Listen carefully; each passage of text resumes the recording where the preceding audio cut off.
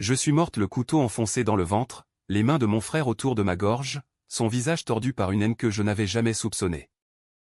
Les mots de mes parents résonnent encore, laisse tes clés, tu n'es plus la bienvenue, et puis l'appel de la banque hypothécaire, la voix froide annonçant la saisie de notre maison familiale à Paris. Mais le plus choquant? Quand j'ai rouvert les yeux, ce n'était pas au paradis ou en enfer, mais dans mon corps d'étudiante de 18 ans, assise à un bureau d'examen au lycée Henri IV, le stylo tremblant dans ma main, 10 ans avant que tout ne s'effondre. C'était comme si le destin m'avait recraché, nue et furieuse, dans le passé que j'avais fui. Paris, 2015. L'air était chargé de l'odeur des croissants frais et des embouteillages matinaux sur les boulevards. J'avais 28 ans dans mon esprit brisé, mais mon corps en avait 18, mince, idéaliste, avec ses cheveux châtains que je nouais en queue de cheval négligé. Mes mains, si douces alors, n'avaient pas encore porté le poids des factures impayées ni des nuits blanches à supplier des amis indifférents. Je me souviens de ce premier instant de lucidité, après l'examen de philosophie. La salle se vidait dans un brouhaha de rires adolescents, et moi, Élise Moreau, je fixais le papier blanc devant moi, les questions sur Sartre et l'absurdité de l'existence me narguant comme une ironie cruelle. L'existence précède l'essence, avait-il écrit. Mais pour moi, l'essence, cette rage viscérale forgée dans le sang et les larmes, précédait désormais tout. J'ai griffonné une réponse hachée, mon cœur battant à tout rompre. Comment étais-je là? Était-ce un rêve? Non. Le bourdonnement des néons, la sueur froide sur ma nuque, tout était trop réel. J'ai couru aux toilettes, éclaboussant mon visage d'eau froide. Dans le miroir, mon reflet me dévisageait, des yeux verts trop grands pour ce visage juvénile, des lèvres pincées par une peur que je refusais d'admettre. Tu es revenue, Élise, me suis-je murmuré. Pour les faire payer. Les images affluaient, la trahison de ma famille, ce trésor familial enterré sous le jardin de notre maison à Montmartre, que mon frère avait volé pour ses dettes de jeu. Les parents qui m'avaient chassé, accusés d'avoir dilapidé l'héritage de grand-père. Et Victor, mon fiancé, qui avait ri en me voyant mendier, avant de me poignarder et littéralement pour sceller le silence sur son implication. Mais cette fois, je savais. Je savais où étaient cachés l'or de grand-père, ces lingots rapportés d'Algérie en 1962, fruits d'une vie de labeur et de secrets coloniaux. Je savais que mon frère, Antoine, n'était pas l'idiot charmant qu'il feignait d'être, il complotait depuis l'adolescence, manipulant nos parents avec des mensonges sucrés. Et Victor? Oh, Victor Duval, l'avocat ambitieux au sourire carnassier, il n'était que le pantin d'une toile plus vaste, une société secrète de banquiers parisiens qui prêtaient à des taux usuraires, ruinant des familles comme la nôtre pour s'approprier leurs biens cachés. Je suis sorti du lycée en titubant, l'air automnal me giflant comme une gifle bienvenue. Les rues de Paris bruissaient de vie, des touristes devant Notre-Dame, des vendeurs de marrons chauds sur les ponts de la Seine. Mais pour moi, chaque pavé était une mine, chaque ombre une menace. Je devais commencer par le commencement, regagner la confiance de ma famille avant qu'ils ne me rejettent. Antoine avait toujours été le chouchou, avec ses notes médiocres masquées par des excuses larmoyantes. Moi, l'aînée studieuse, j'étais la froide, celle qui posait trop de questions sur les comptes de grand-père. Ce soir-là, à table dans notre appartement haussmannien du 18e arrondissement, j'ai décidé de jouer le jeu maman, avec ses perles éternelles et son accent du sud-ouest, remuer une blanquette de veau. Papa, ingénieur à la retraite, plissait les yeux sur son journal, Le Monde, marmonnant sur la crise économique. Antoine, 16 ans, mâchait bruyamment, ses cheveux en bataille cachant un regard fuyant. Élise, ma chérie, tu as l'air bizarre aujourd'hui, a dit maman en posant une assiette devant moi. J'ai forcé un sourire, mon estomac se nouant. Juste l'examen, maman. Mais j'ai une idée, et si on visitait le grenier? Grand-père a laissé des trucs là-haut, non? Des souvenirs. Antoine a relevé la tête, trop vite. Pourquoi maintenant? T'es pas censé réviser pour Sciences Po? Sa voix était innocente, mais je voyais le tic nerveux à sa mâchoire, le même qu'il avait eu, 10 ans plus tard, en me suppliant de ne pas fouiller le jardin. Papa a ri. Laisse-la, Antoine. Élise a toujours eu le flair pour les mystères familiaux. J'ai hoché la tête, avalant une bouchée qui avait le goût de cendre. Le trésor était là, sous nos pieds, dans le pot de fleurs du jardin. Grand-père l'avait confié à moi dans son lit de mort, murmurant « Garde le secret, ma petite. » La cupidité ronge les âmes. Mais j'avais été naïve, confiante en ma famille. Cette fois, je creuserai seul, et j'utiliserai l'or pour les ruiner, pierre par pierre. Les jours suivants, j'ai feint l'innocence. À l'école, je flirtais avec les garçons pour me fondre dans la masse, mais mon esprit cartographiait Paris comme un champ de bataille. J'ai visité la bibliothèque François Mitterrand, compulsant des archives sur les dettes hypothécaires, apprenant comment les banques comme celle de Victor, la société financière parisienne, piégeaient les familles modestes avec des clauses occultes. Victor, que je rencontrerais par hasard dans 3 ans à une soirée d'étudiants, était déjà un serpent en herbe, fils d'un magnate de la finance. Un soir pluvieux, j'ai glissé dans le jardin sous prétexte de ramasser des herbes pour maman. La lune filtrait à travers les nuages, illuminant le rosier fané où était enterré le pot. Mes doigts ont gratté la terre humide, et là, sous la racine noueuse, le métal froid. J'ai sorti un lingot, petit mais lourd de promesses. Mon cœur s'est emballé. C'était réel. Le passé n'était pas un songe, c'était une seconde chance pour la vengeance. Mais Antoine m'avait vu. Il surgit de l'ombre, les yeux écarquillés. « Qu'est-ce que tu fous, Élise ? C'est quoi ça ?» J'ai fourré le lingot dans ma poche, feignant la surprise. « Rien, juste. Un vieux truc de grand-père. T'inquiète pas. » Il m'a agrippé par le bras, ses ongles s'enfonçant. « Touche pas à ça. C'est à nous tous. » Sa voix tremblait, mais pas de peur de possession. Déjà, à 16 ans, la graine de la trahison était plantée. J'ai souri intérieurement. Parfait. Laisse-le mijoter. De retour à l'intérieur, l'atmosphère avait changé. Maman servait le thé avec une crispation aux lèvres, papa évitait mon regard. Antoine avait parlé, bien sûr.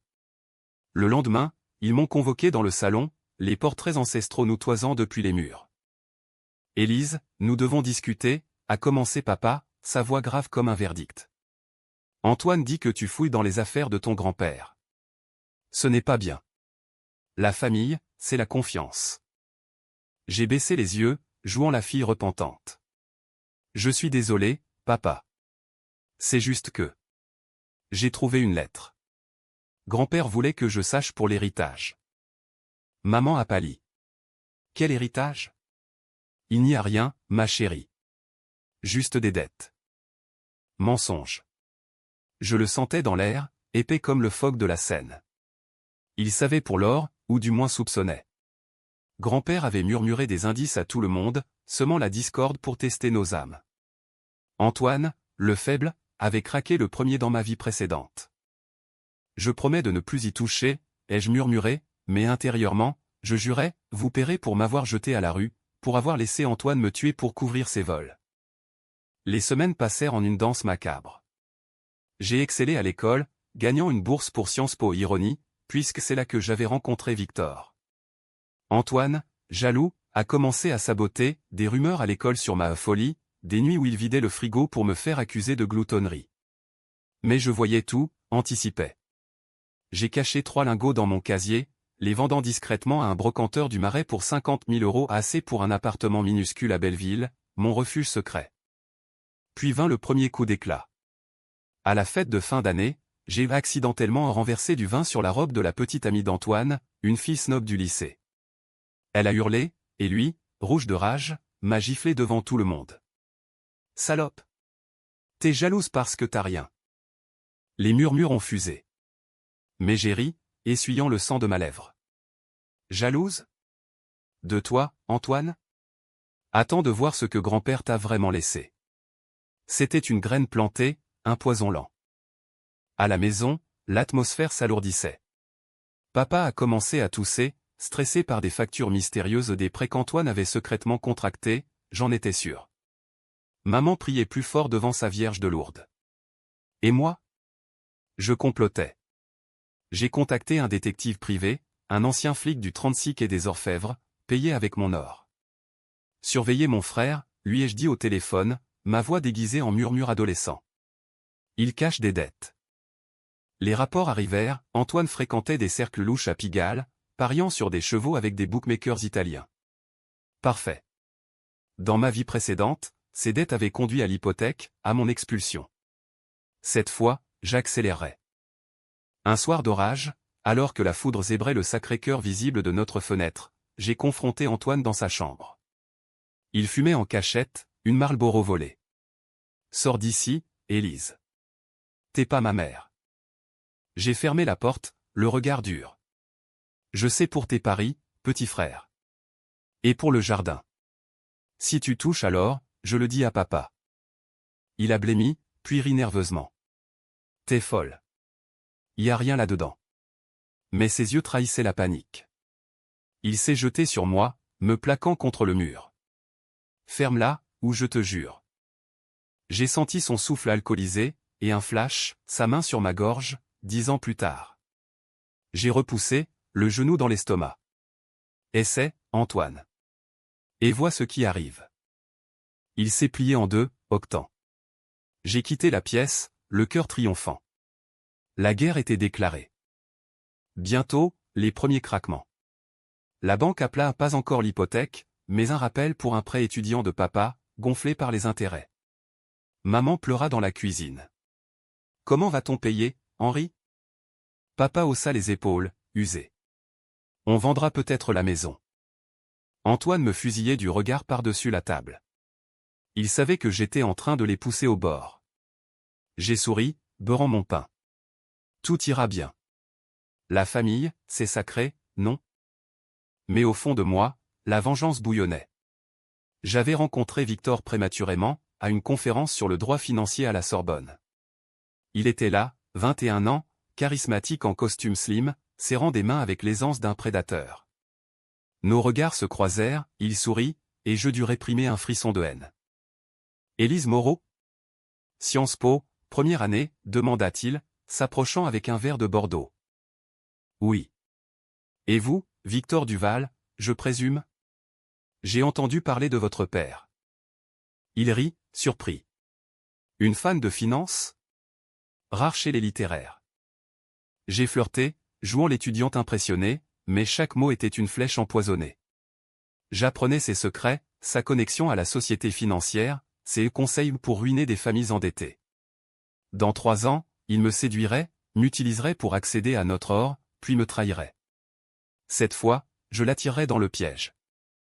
Les mois défilèrent en un tourbillon de cours, de soirées arrosées au caveau de la Huchette, et de nuits solitaires dans mon appartement secret où je comptais mes lingots comme des trophées.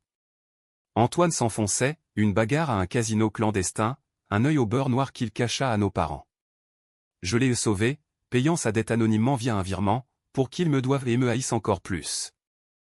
Puis, le twist inattendu, une lettre de grand-père, trouvée dans le grenier. Pas pour moi seul, mais pour nous tous. L'or n'est pas la richesse, mes enfants. C'est le test. Celui qui le garde pur hérite de l'âme, celui qui le vole perd tout. Signé de sa main tremblante. Je l'ai montré à la famille, feignant la découverte. Papa l'a lu, les larmes aux yeux. Il savait. Il savait pour nos faiblesses. Maman hocha la tête. Antoine, promets-moi de ne pas toucher à ça. Antoine jura, mais je vis la convoitise dans ses yeux. Parfait. La lettre était mon appât. Bientôt, la société financière entra en scène. Victor, maintenant mon petit ami officieux, m'invita à un dîner chez ses parents, une villa cossue à Neuilly. Viens, Élise. Papa veut te rencontrer.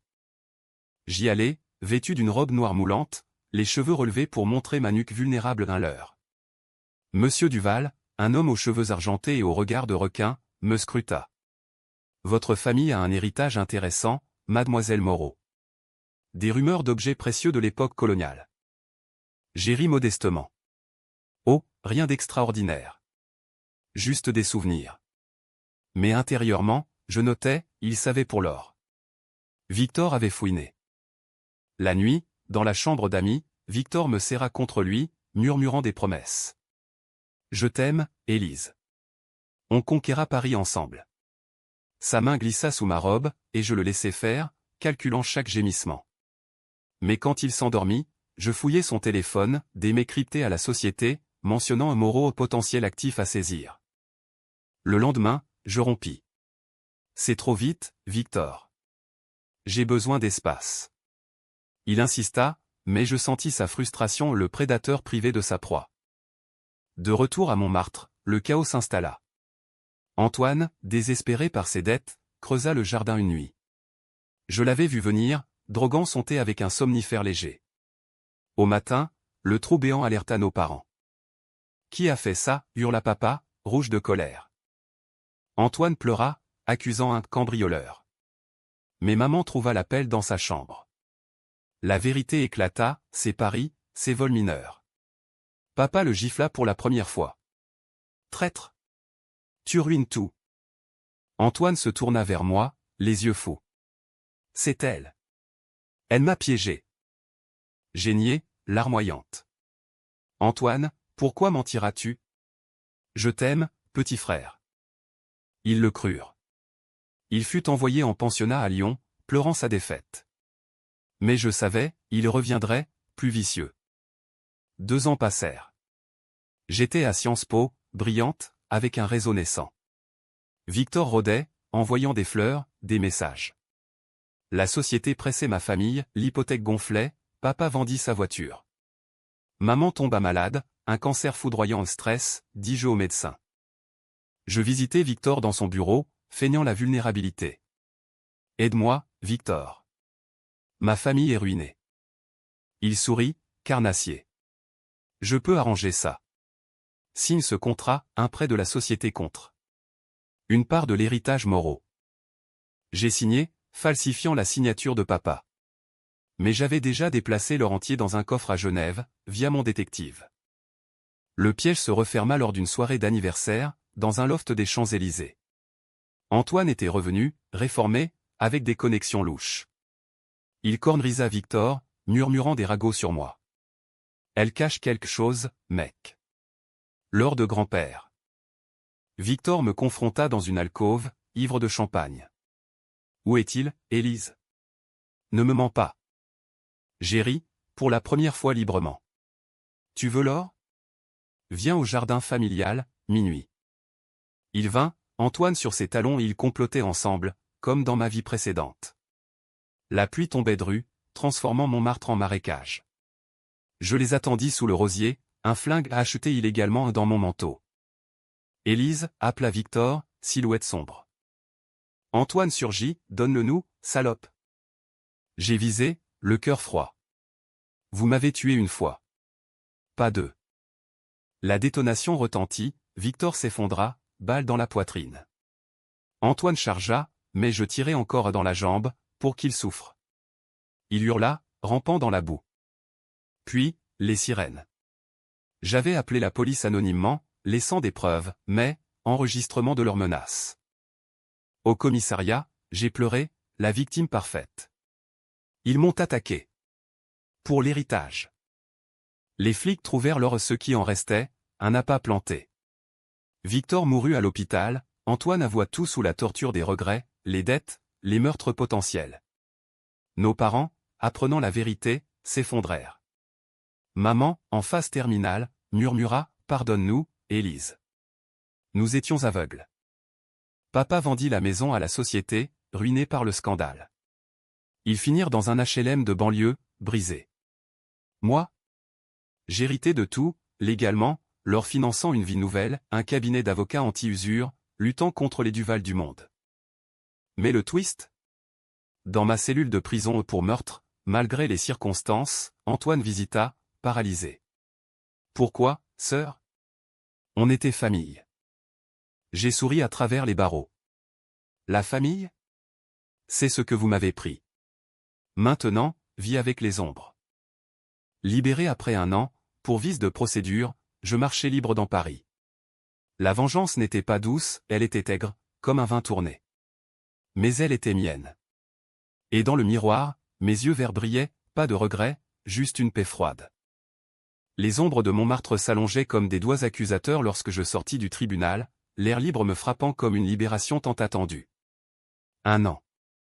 Seulement 1 an derrière les barreaux de Fresnes, ce purgatoire de béton et de cris étouffés, pour avoir abattu 2 hommes qui méritaient 10 fois pire. Les juges, ces pantins en robe, avaient parlé de légitime défense atténuée, citant les preuves que j'avais si méticuleusement semées, les enregistrements vocaux d'Antoine jurant de me faire taire pour toujours, les mailles de Victor détaillant le plan pour ressaisir l'actif Moreau par tous les moyens. Mais ils ignoraient le vrai poison, ma connaissance du futur, cette malédiction qui m'avait rendu plus qu'humaine, une ombre vengeresse. Paris avait changé en mon absence, ou peut-être étais-je celle qui avait mué. Les boulevards Haussmann s'étiraient sous un ciel de plomb, novembre 2018, et la Seine charriait des feuilles mortes comme des regrets superflus. Mon appartement de Belleville m'attendait, intact, payé par les intérêts de l'or suisse. J'y entrai, l'odeur de poussière et de solitude me submergeant. Sur la table, une lettre de maman, « Viens nous voir, Élise. Nous t'aimons encore. » Encore. Le mot me fit rire, un son rauque et amer. Leur amour conditionnel, cette marchandise avariée qu'ils m'avaient vendue pour des illusions de famille unie. Je déchirai la lettre, les morceaux voltigeant comme des confettis macabres. Non, je ne reviendrai pas. Pas avant d'avoir achevé ce qu'ils avaient commencé, leur destruction totale, pour qu'ils goûtent l'amertume de l'abandon que j'avais connu. Le lendemain, je repris mes études à Sciences Po, feignant l'étudiante brisée revenue d'un cauchemar. Mes professeurs, ces intellectuels aux lunettes cerclées d'or, me regardaient avec une pitié condescendante. « Madame Moreau, votre résilience est admirable », dit le doyen lors d'un séminaire sur le droit pénal. J'acquiesçai, mais intérieurement, je cataloguais leurs faiblesses, l'un avait une maîtresse à l'UNESCO, l'autre des dettes de jeu au cercle de l'Union. Paris était une toile d'araignée, il suffisait de tirer les bons fils.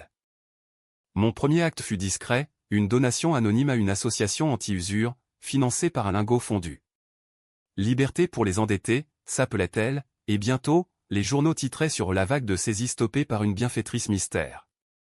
La société financière parisienne trembla, les Duval, décapités par la mort de leur héritier, luttaient pour survivre. Monsieur Duval père, ce vieil hydre, lança des enquêtes, mais je couvrais mes traces comme une professionnelle et le détective, maintenant mon allié, veillait. Antoine, en chaise roulante dans une clinique de rééducation à Lyon, m'écrivit « Tu m'as volé mes jambes, mais pas mon âme. Papa et maman meurent sans toi. » Son âme? Celle qui avait serré ma gorge jusqu'à l'asphyxie? Je répondis par un chèque pour ses soins généreux, empoisonné de pitié feinte.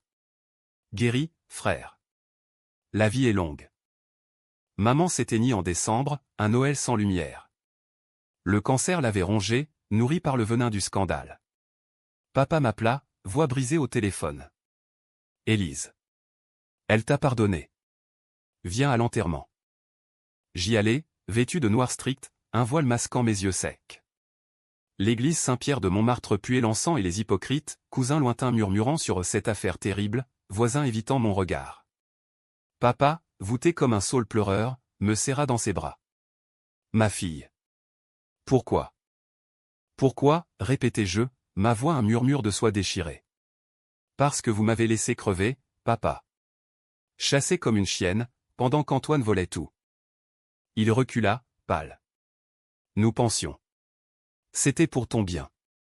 Tu étais si rebelle. Rebelle.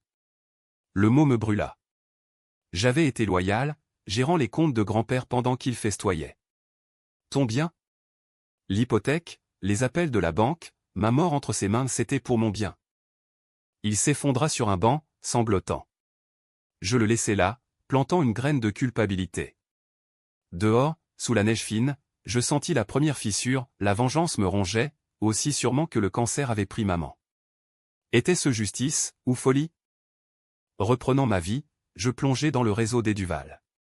Via un stage à un cabinet rival, je infiltrai leur cercle, dîner au Plaza Athénée, où des banquiers aux cigares cubains complotaient la ruine de PME.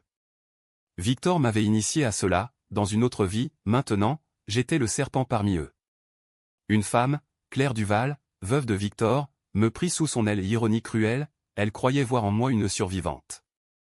Perdre un fils est un enfer, Élise, confia-t-elle un soir, un verre de cognac à la main. Mais la famille endure. J'hochai la tête, compatissante. Et l'entreprise? Les rumeurs de faillite. Elle se raidit. Mon beau-père gère. Mais des fuites. Quelqu'un sabote. Moi. Des documents anonymes aux autorités fiscales, révélant des paradis fiscaux aux Caïmans. La société perdait des clients, ses actions chutaient. Monsieur Duval me convoqua, Mademoiselle Moreau, vous avez un lien avec nous. Parlez. Je souris, sereine. Juste du zèle professionnel, monsieur. Mais ses yeux, comme ceux de son fils, brillaient de suspicion. Antoine revint à Paris en février, boitant sur des béquilles high-tech payées par mon chèque. Il squatta un studio sordide à Barbès, vivant de petits jobs et de rancune. Je le pistais, apprenant ses virées nocturnes dans des bars à striptease, ses dettes renaissantes. Un soir, je l'attendis dans une ruelle puant l'urine et les kebabs. Sœur, grogna-t-il, surpris. Tu me traques? Oui. Pour voir si tu as appris. Il cracha par terre. Apprendre? Tu m'as paralysé. Pourquoi? Un stupide trésor? Pas stupide. Il valait votre âme et la mienne. Je m'approchai, sentant son haleine de bière. Rejoins-moi, Antoine. Ou je te finis. Il hésita, la haine cédant à la peur. Quoi en échange? Ta liberté. Aide-moi à couler les Duval, et je t'oublie. Il accepta, ce traître né. Ensemble, nous bûchâmes, il connaissait les bas-fonds, moi les sommets.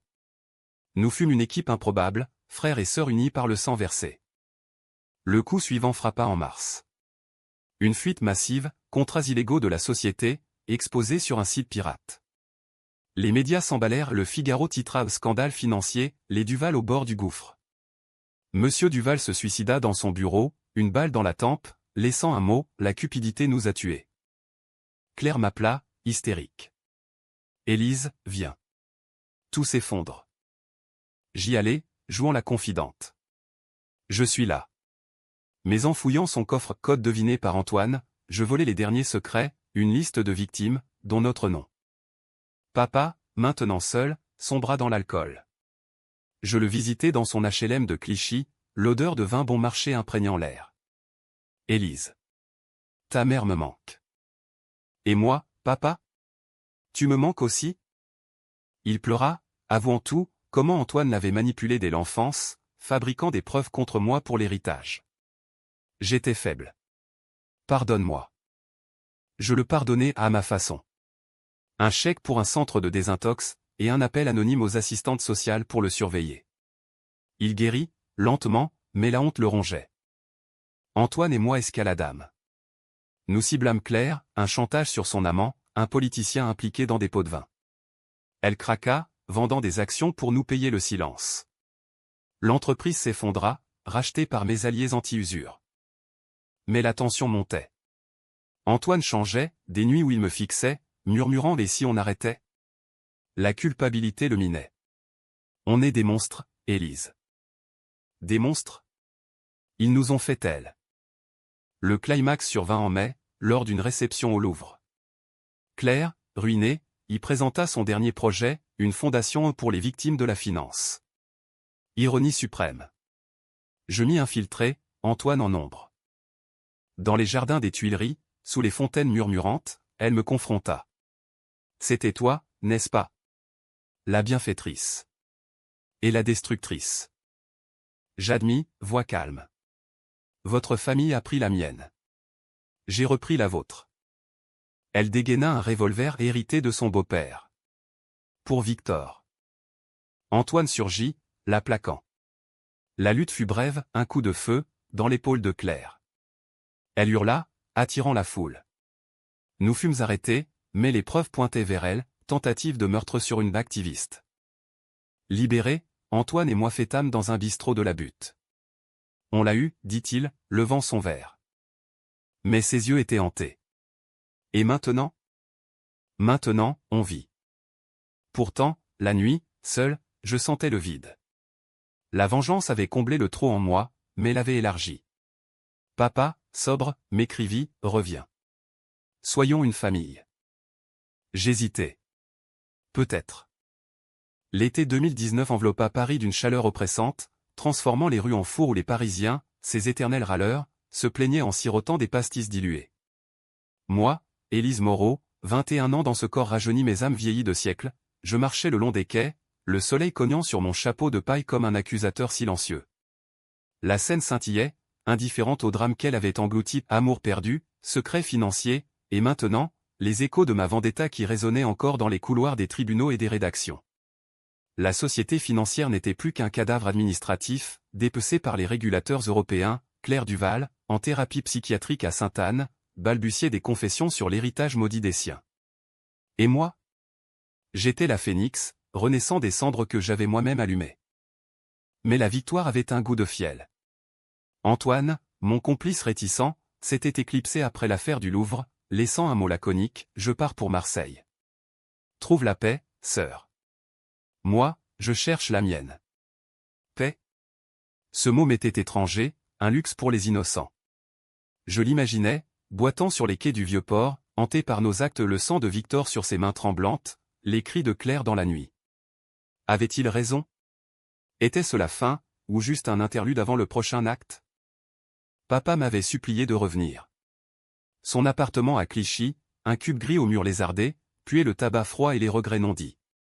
Je m'y rendis un après-midi, portant une tarte aux pommes du boulanger du coin, un geste futile pour recoller les morceaux d'une famille en miettes. Il ouvrit la porte, les yeux rougis par les larmes ou l'alcool résiduel, je ne sus dire. Élise. Entre. Le salon était un mausolée, photo jaunie de maman sur la cheminée, une bouteille de rouge entamée sur la table basse. Nous nous assîmes, maladroits comme des étrangers. J'ai lu les journaux, murmura-t-il. Les Duval. C'est toi, hein? Pour nous venger. Je bus une gorgée de son vin, âpre comme la vérité. Pas pour nous, papa. Pour moi. Vous m'avez trahi. Chassé, accusé, laissé mourir. Il baissa la tête, ses mains noueuses tremblant. Antoine. Il nous a menti. Sur l'or, sur toi. J'étais aveugle, obsédé par l'apparence. Ta mère voulait te protéger, mais la peur. La peur vous a tués tous, coupez-je. Maman est partie, Antoine fuit, et toi? Tu attends la fin dans ce taudis? Il pleura alors, un torrent silencieux. Aide-moi, fille. À me racheter. Je restais. Pas par amour, cet organe m'était arraché, mais par calcul. Reconstruire la famille était la ultime torsion du couteau, les forcer à voir leur laideur, à supplier pour le pardon que je dosais comme un poison lent. Nous parlâmes des heures, des souvenirs d'enfance à Montmartre, des rires avant que l'or ne corrompe. Grand-père, ce fantôme bienveillant, plana sur nous. Son journal, retrouvé dans le grenier, révélait ses propres péchés, un amour illégitime en Algérie, l'or taché de colonialisme. Il n'était pas sain, dis-je. Comme nous. Papa hocha la tête. Mais toi, Élise. Tu es plus forte. Forte? Ou brisée? Les nuits suivantes, dans la chambre d'amis, les cauchemars revenaient, le couteau de Victor, le lest éclat de maman, mon corps froid dans le jardin. Je me réveillais en sueur, vérifiant le pouls à mon cou comme pour conjurer la mort. De retour à Sciences Po, je lançai mon cabinet, Moreau et Associés, défense des endettés. Les clients affluèrent, familles ruinées par des banques voraces, artisans parisiens écrasés par les loyers exorbitants. Mon premier gros dossier, une veuve de banlieue, Madame Leclerc, dont la maison hypothéquée rappelait la nôtre. Ils disent que c'est légal, sanglota-t-elle dans mon bureau du Marais. Pas avec moi, répondis-je. Nous attaquâmes en justice, invoquant des clauses abusives. La victoire fut douce, la banque céda, payant dommages et intérêts. Le Monde titra l'avocate vengeuse de Paris. La presse me traqua, mais je restai ombre, accordant des interviews laconiques où je parlais de justice poétique. Antoine réapparut en juillet, un télégramme de Marseille, besoin d'aide. Dette. Reviens. Ironie, le traître redevenait proie. Je payai son billet, le retrouvant à la gare de Lyon, silhouette émaciée sur ses béquilles. Élise. Il m'étreignit, odeur de sel et de désespoir. Que as-tu fait? Demandai-je, le menant à un café anonyme. Les mêmes conneries. Paris m'a maudit.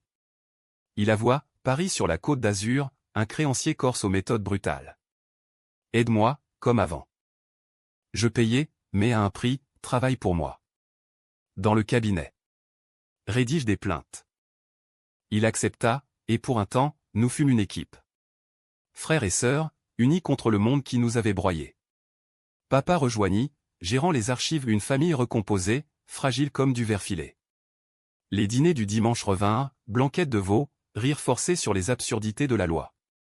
Tu es notre salut, Élise, dit papa un soir, levant son verre. Mais les fissures apparurent. Antoine but, ses yeux glissant vers l'horizon. Et si on rendait l'or? Au musée, pour l'Algérie. Jamais, sifflai-je.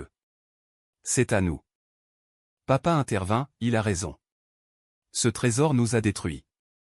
La dispute éclata, mots comme des coups, hypocrite. Vous l'avez convoité, hurlai-je.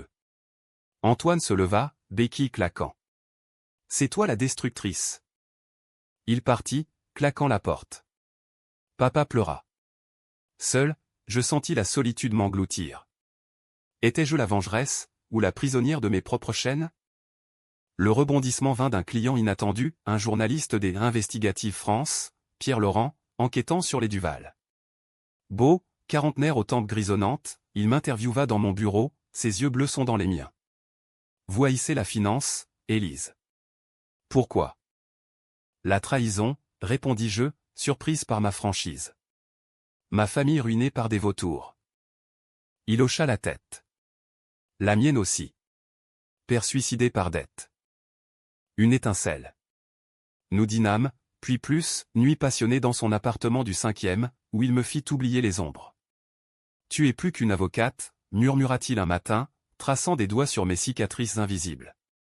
Tu es une tempête. Avec lui, je vis une vie au-delà, amour, peut-être pardon. Mais le passé rôdait. Antoine appela, paniqué, l'écorce me traque. Viens. Je partis pour Marseille, Pierre ignorant tout.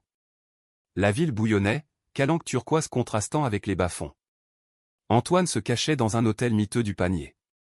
Élise, ils veulent 100 000. Je payai, mais fouillai ses affaires, une lettre de Claire Duval.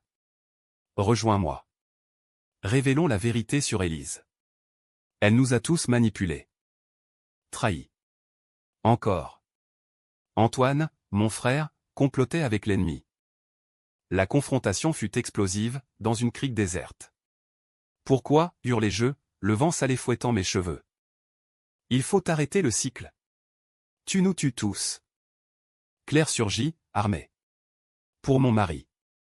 Le chaos, coup de feu, éclat de rocher. Je désarmai Antoine d'un coup de pied, tiré sur Claire effleurant son bras. Elle fuit, blessée. Antoine s'effondra, pleurant. Pardonne-moi. Je le laissai, le cœur brisé. De retour à Paris, Pierre m'attendait. Où étais-tu? La famille, murmurai-je. Toujours la famille. Nous fîmes l'amour cette nuit, mais le doute s'insinua. Pouvais-je aimer, ou étais-je condamné à la vengeance éternelle? Automne 2019. Les feuilles des marronniers du Luxembourg viraient au roux sanglant, miroir de mon âme en perpétuelle hémorragie. Pierre Laurent était devenu mon ancre, un homme solide au rire franc qui me rappelait que la vie pouvait être plus qu'une arène de rancune. Son appartement, un nid douillet aux livres empilés et aux vues sur le Panthéon, était devenu mon refuge. Reste, me suppliait-il après nos étreintes, ses doigts emmêlés dans mes cheveux. Construis avec moi, Élise. Pas de chasse aux fantômes. Je voulais y croire. Les matins, je me réveillais à son côté, écoutant son souffle régulier, et pour un instant, le poids du passé s'allégeait. Mon cabinet prospérait, affaires gagnées contre des géants bancaires, clients libérés de leurs chaînes invisibles. Papa, sobre depuis 6 mois, aidait à la paperasse, ses yeux retrouvant une lueur. Tu nous sauves, fille, disait-il lors de nos déjeuners frugaux à la brasserie du coin. Antoine, lui, avait disparu après Marseille, un appel sporadique, voix pâteuse, je vais bien. Laisse-moi. Mais Claire Duval n'avait pas oublié. Son ombre plana sur Paris comme un corbeau. Des articles anonymes dans des blogs obscurs accusaient l'avocate Moreau de manipulation, de meurtre déguisé. Pierre, flairant le scoop, fouina, c'est elle, hein? La veuve. Oui, avouai-je un soir, nu sous les draps, la vulnérabilité me rongeant. Elle veut me détruire. Il m'embrassa le front. Alors, on l'arrête. Ensemble. Nous enquêtâmes, Claire s'était barricadée dans une clinique privée de Deauville, sous faux nom, complotant avec d'anciens alliés de la société. Des fonds offshore, des dossiers falsifiés sur mon passé criminel. Le twist, elle avait contacté Antoine, l'appâtant avec de l'argent pour un témoignage contre moi. Ton frère est faible, dit Pierre, lisant un mail intercepté. Mais tu le hais pas. Je le fus. La trahison d'Antoine, encore, creusait un vide. Je le pistai jusqu'à Nice, où il squattait un casino en ruine. La Côte d'Azur l'avait mâché, joues creuses, yeux injectés. Élise. Elle m'a promis la paix. Claire? Elle te vendra comme les autres. Je le traînais dans un café bondé, forçant la vérité. Témoigne contre elle, ou je te laisse aux Corses. Il céda, brisé. D'accord. Mais arrête, s'il te plaît. Papa vieillit seul. De retour, nous tendîmes le piège. Pierre publia un article explosif, Le retour de Claire Duval, vengeance ou folie? Les preuves d'Antoine enregistrement, document à Firmouche. Claire fut arrêtée pour diffamation et extorsion, son empire de haine s'effondrant. Mais la victoire fut pyrrhique. Lors du procès à Rouen, elle me toisa depuis le banc des accusés, yeux fous. Tu es le diable, Moreau. Ton or est maudit, taché de sang colonial. Les mots frappèrent. Grand-père, ces secrets algériens un viol, pillage masqué sous le drapeau tricolore. Étais-je la continuatrice de cette malédiction? Le jury la condamna, mais ses paroles semèrent le doute. Pierre me serra, c'est fini. Pas tout à fait. Papa tomba malade, un AVC, séquelles de stress. À l'hôpital Necker, je veillais, tenant sa main ridée. Élise. L'or. Donne-le. Libère-nous. Je promis, vendant les derniers lingots à un collectionneur anonyme. 2 millions, versés à des œuvres caritatives pour les rapatriés d'Algérie. C'est fait, dis-je à son chevet. Il sourit faiblement. Ma fille. Je t'aime. Il mourut 2 jours plus tard, paisible. L'enterrement fut intime, moi, Pierre, un prêtre murmureur. Antoine ne vint pas à un appel, désolé. Peur. Seul avec Pierre, je craquai enfin. Je les ai tous perdus. Vengeance. Pourquoi? Pour vivre, répondit-il, me relevant. Nous partîmes pour un week-end à Giverny, chez Monet le champ de nénuphar, air pur. Là, sous un saule, il me demanda, épouse-moi, Élise. Laisse-le passer. J'hésitais, le cœur en guerre. Oui. Puis, l'appel, Antoine, enlevé par les Corses. Aide-moi, Élise. 500 000, ou il me tue. La vieille rage remonta. Je payai, mais infusai un traceur dans l'argent. Pierre protesta, laisse la police. Non. C'est à moi. À Calvi, en Corse, je débarquai comme une furie, revolver en poche. Les ravisseurs, brutes tatouées, rirent, la sœur vengeresse. La fusillade fut brève, sanglante, 2 morts, Antoine libéré, tremblant. Pourquoi tu reviens toujours, Octatéil? Parce que tu es mon sang. Ma malédiction. Nous rentrâmes, silencieux. Pierre m'attendait, furieux. Tu risques tout. Pour la famille, murmurai-je. Le schisme vint. Cette famille t'a tué une fois. Choisis, nous, ou eux. Je choisis. Hésité. Antoine, repentant, offrit, je pars en Amérique. Laisse-moi racheter. Je le laissai partir, billet en main. Seul avec Pierre, je sentis la paix poindre. Mais Claire, libérée sous caution, envoya une lettre, le trésor n'est pas fini. Il y a plus. Viens à Deauville. Le hameçon. Je mordis, seul. Hiver 2020. La pandémie balaya Paris comme une lame, confinant la ville dans un silence ouaté, masque et distance sociale masquant les plaies invisibles. Pierre et moi nous terrâmes dans son appartement, cuisinant des ratatouilles bancales et regardant des films de Godard pour oublier le monde. Il était mon havre, ses caresses un baume sur les brûlures du passé. On aura un enfant, murmurait-il, main sur mon ventre plat. Une nouvelle vie. J'y aspirais, mais Claire Duval hantait mes nuits. Sa lettre, froissée dans un tiroir, promettait la vérité sur ton grand-père. L'or n'était-il qu'un leurre? Un secret plus sombre? La curiosité ou la folie me rongeait. Pendant que Paris toussait sous les sirènes des ambulances, je planifiais un voyage à Deauville, prétexte d'un dossier juridique. Pierre fronça les sourcils, attends. C'est dangereux. Je dois clore ça, répondis-je, l'embrassant pour sceller le mensonge. Deauville, fantôme balnéaire sous la pluie normande, sentait le sel et la pourriture. La clinique où Claire séjournait était un manoir victorien, fenêtre barrée comme une prison dorée. Elle m'attendait dans un salon aux tapisseries fanées, silhouette émaciée en peignoir de soie, yeux brillants de démence. Élise. Tu es venue. Parle. Ou je repars. Elle rit, un son de verre brisé. Ton grand-père n'était pas un héros. En Algérie, 1957, il a massacré un village pour un coffre d'or à femmes, enfants. L'or que tu as défendu. Preuve, un journal jauni, cacheté. Nom, date, tache de sang séché. Mon estomac se noie. Mensonge. Lis. Puis juge. Je lus, le monde vacillant. Grand-père, mon phare, un monstre. L'or, fruit de génocide. Pourquoi me dire? Pour que tu souffres comme moi. Victor est mort pour rien. Elle dégaina un scalpel, volé à l'infirmière. Finissons. La lutte fut féroce, chaise renversée, rideau déchiré. Je la désarmai, le poignet tordu, mais elle hurla, attirant les gardes. Assassin. Elle m'attaque. Fuite chaotique sous la tempête, voiture slalomant sur la côte. À Paris, Pierre m'accueillit, alarmé. Que as-tu fait? Vu l'enfer, sangloté je, lui tendant le journal. Il lut, pâlit. Brûle-le. C'est pas toi. Mais c'était nous tous. J'appelais Antoine, en Floride maintenant, voix stable, viens. La vérité change tout. Il revint, avion atterrissant sous un ciel plombé.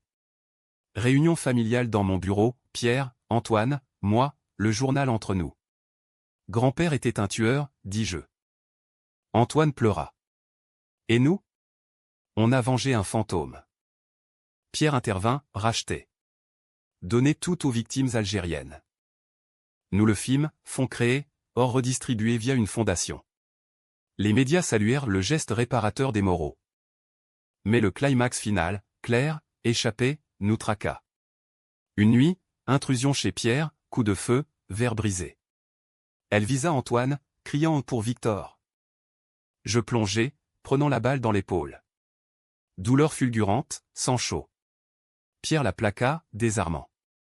Police arriva, Claire, menottée, s'effondra. C'est fini. À l'hôpital, sous morphine, Antoine veilla, tu m'as sauvé. Sœur. Papa non, il était parti, mais son esprit plana, pardon. Pierre proposa, bague en main, épouse-moi. Malgré tout. Oui, murmurai-je, faible mais libre. Twist, dans mon délire, flash pas de réincarnation, mais un coma après l'attaque originale. Le passé? Un rêve thérapeutique. Mais non, le docteur confirma, vous avez survécu, madame. Amnésie post-traumatique. Illusion? Réalité? Peu importait. La vengeance m'avait guéri, ou tué pour renaître. Paris s'ouvrit au printemps 2021. Mariage discret au Louvre, Antoine témoin, Pierre époux. Un enfant naquit, yeux verts comme les miens. La famille, recomposée, imparfaite. Et moi? Je regardais la scène, murmurant, merci, destin. Ou malédiction. La vengeance n'était pas fin, c'était début.